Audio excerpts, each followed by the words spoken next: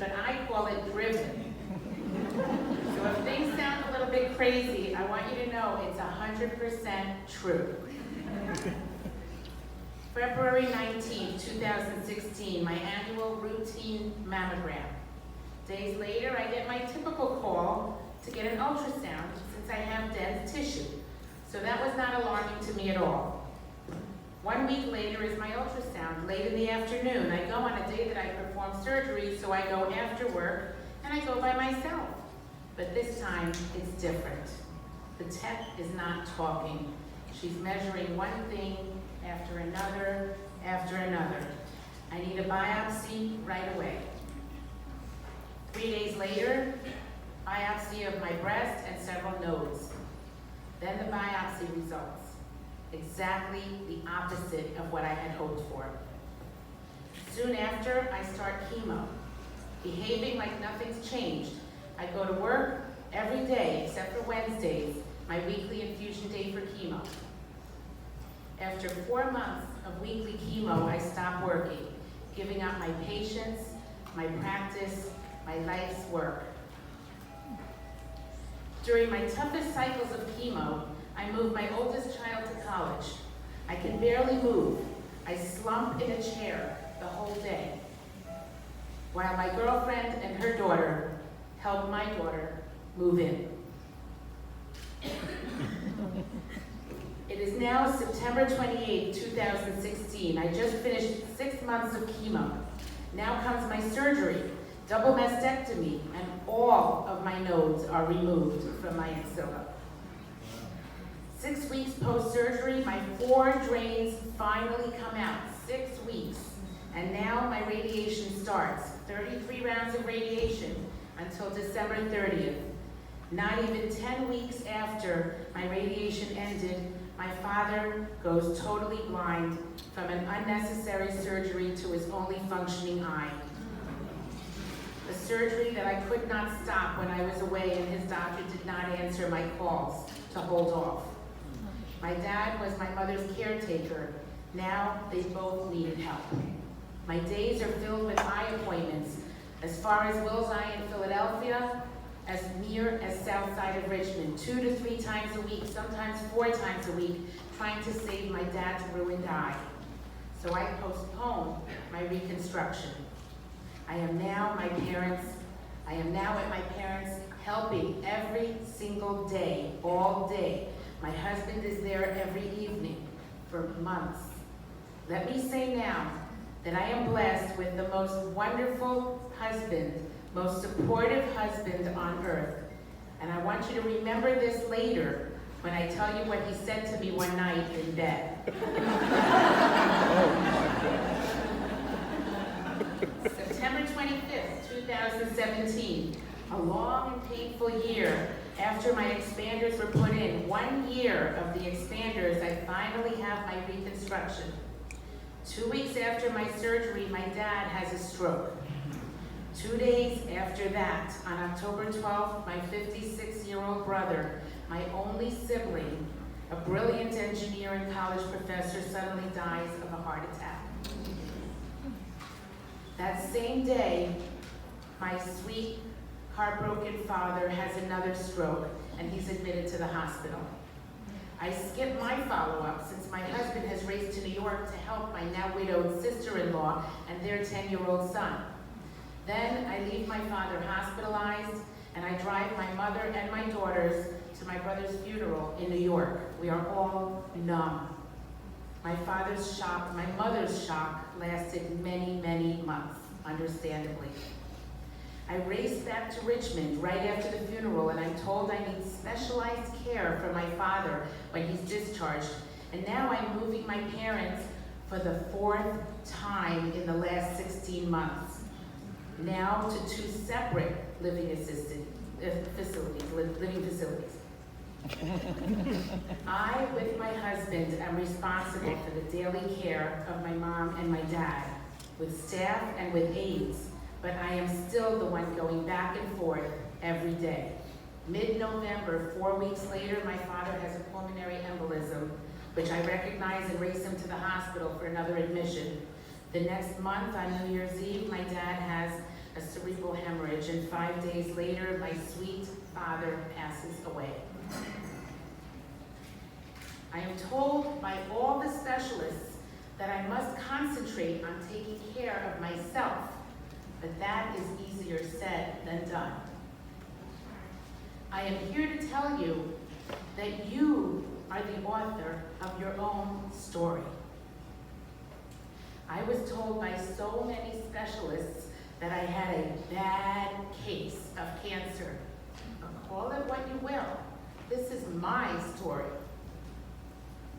On the day of my ultrasound, the radiologist had told me that what he saw was very alarming and it was very, very bad. Only one day before my biopsy results had come back, a cancer doctor said to me when she was describing different cancers, she said, well, the one you really don't want to get is, of course, the one I was told I had just the next day. 3 days later, looking at the biopsy results, a doctor told me to get my affairs in order. The next day, I was told by a top breast surgeon in Richmond, nobody would want to be you right now. Nope. Nobody would want to be you. He said it 3 times. But this is my story. Now I'm going to go back and tell you how it really went. We're going to go back in time. I got my 3 opinions, and I told all 3 doctors that I had a mother-daughter trip planned in 3 months, and I had every intention of going on it with my daughters. Then I proceeded with treatment. I did listen to the doctors. Throughout all of my procedures and treatments, I was surrounded by love and great support in every corner. I could not believe how absolutely wonderful and giving so many people were to me. I discovered Cheryl at Planet Hair, who made my losing my hair into a sweet and touching experience. At each of my weekly chemo visits, I had friends drive me, stay, bring lunch, and this was an absolute unexpected treat. It really was. I had visitors come and stay with me, help me, nurse me, protect me. I traveled to Europe, not just that July, but 2 more times with my daughter and even to Israel to visit family. All in the 2.5 years since my diagnosis. I made every single experience into a positive. My surgeries and follow-ups were in Manhattan, and I coupled each trip with a traveling partner or several and great plans to see shows, visit friends, etc. Did I always feel great? No. But we always made the best of every day. I remember my brother-in-law, husband and girlfriend, making me laugh so hard when I was entering the hospital for my mastectomies that I was afraid they would think I was nuts. My brother made me smile with jokes and food. My sister-in-law and friends fed the entire cancer unit at Mount Sinai Hospital great kosher food for the Sabbath, and I shared over a dozen homemade challah breads that were baked with love by friends in Richmond and delivered to me in New York. I remember sitting up in bed with Gary, both of us crying. We had just been told I had very little chance. He looked up at me and he said, "Oh my God, you're leaving me with your parents."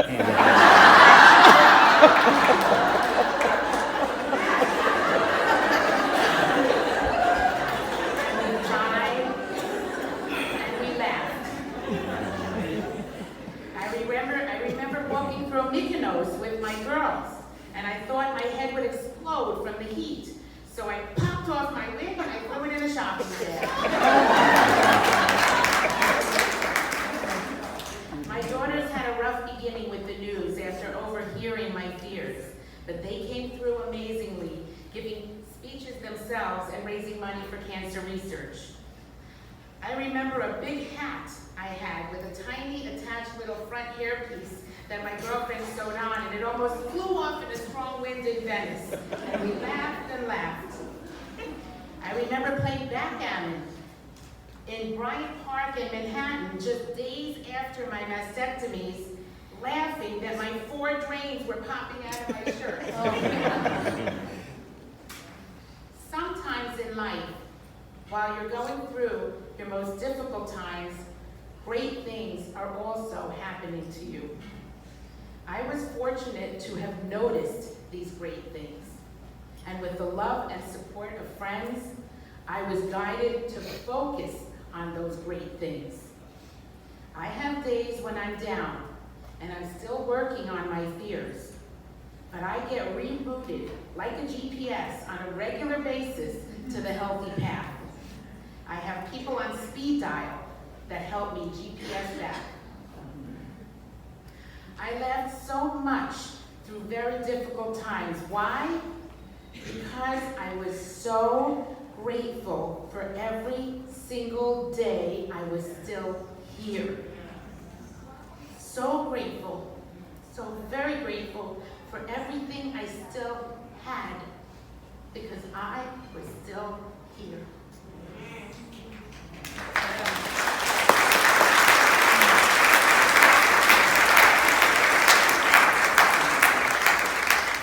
When my husband Gary told me that I looked like Nathan Lane, when my bald head sprouted dark spikes, I looked at the mirror, and you know, he was right. I laughed with him. When I drove my mother and daughters to New York to my brother's funeral, the chapel was in Brooklyn, and the cemetery was in Long Island, an hour away. I lost the car I was following, I took a wrong turn, and I ended up following the wrong funeral with a long line of cars behind me.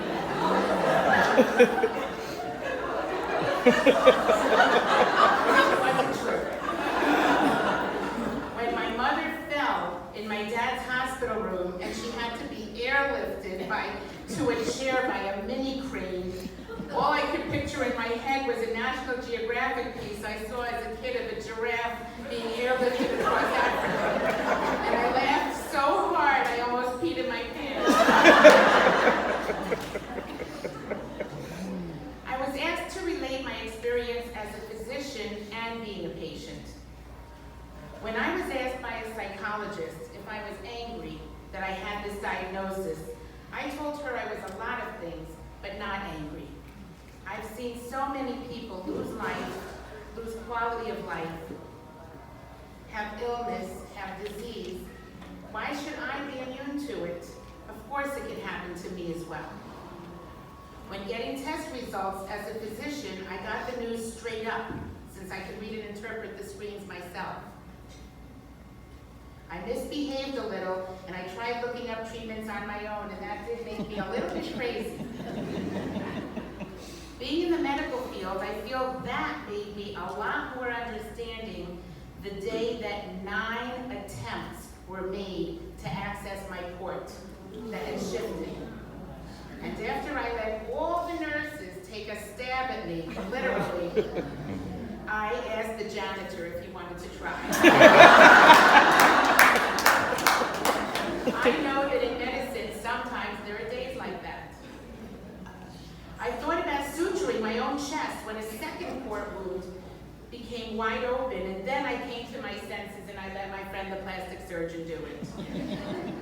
I would have had an infected port site since my instructions from the hospital said I could shower after a certain number of days, but I knew the wound was not yet healed. My best story of being a doctor and a patient is this. On the day of my first port insertion, I also had a cardiology clearance appointment across town. I was late, but the recovery room would not discharge me until my x-rays were read. In desperation, just minutes after my surgery, I grabbed the phone, called radiology, and I demanded, "This is Dr. Glazer. I need the chest x-ray read right away on Limor Glazer." And the doctor said, "I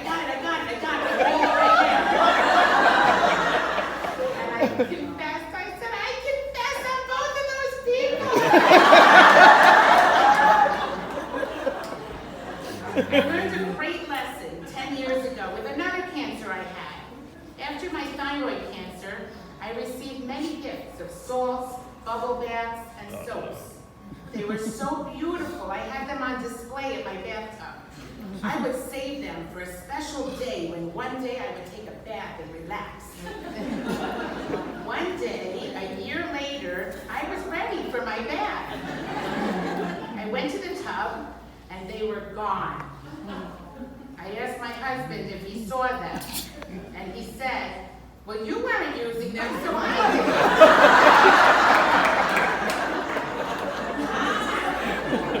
Do I always feel great today? Not at all.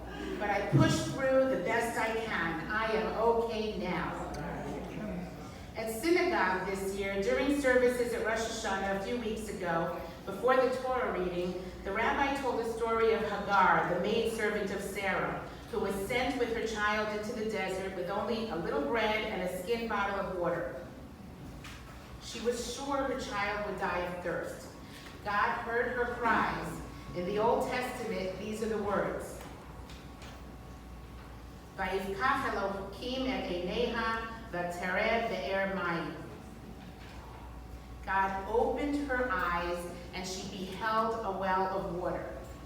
It doesn't say God gave her the water. And it doesn't say God put the water in front of her.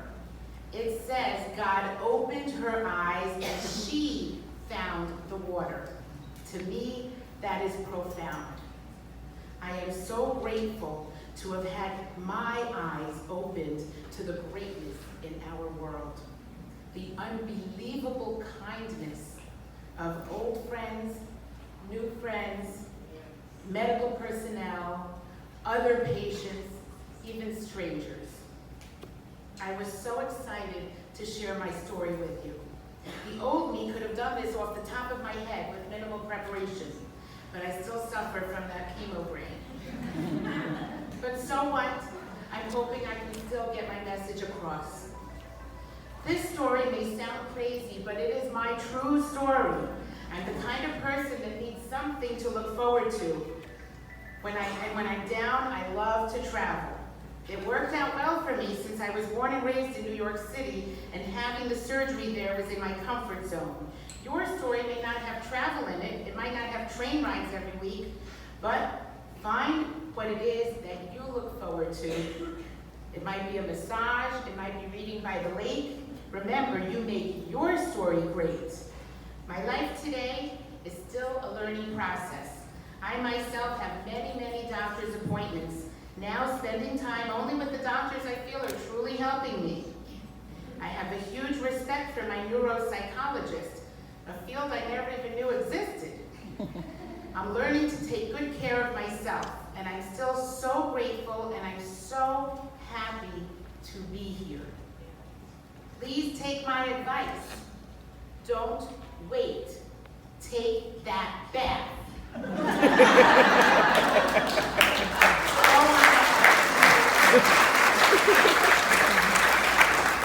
Go on that trip. Laugh at yourself looking like Nathan Lane. And so what if you went to the wrong funeral? Concentrate on what you do have. I wish for you that when you are stuck, seeing the rain clouds in your own turbulence, which we all have, I hope you picture yourself on a plane with your face pressed up against the window, seeing that just above, just barely above those dark clouds is a beautiful, shining sun. Find your sunshine. Make your story laughter in the rain. Aww.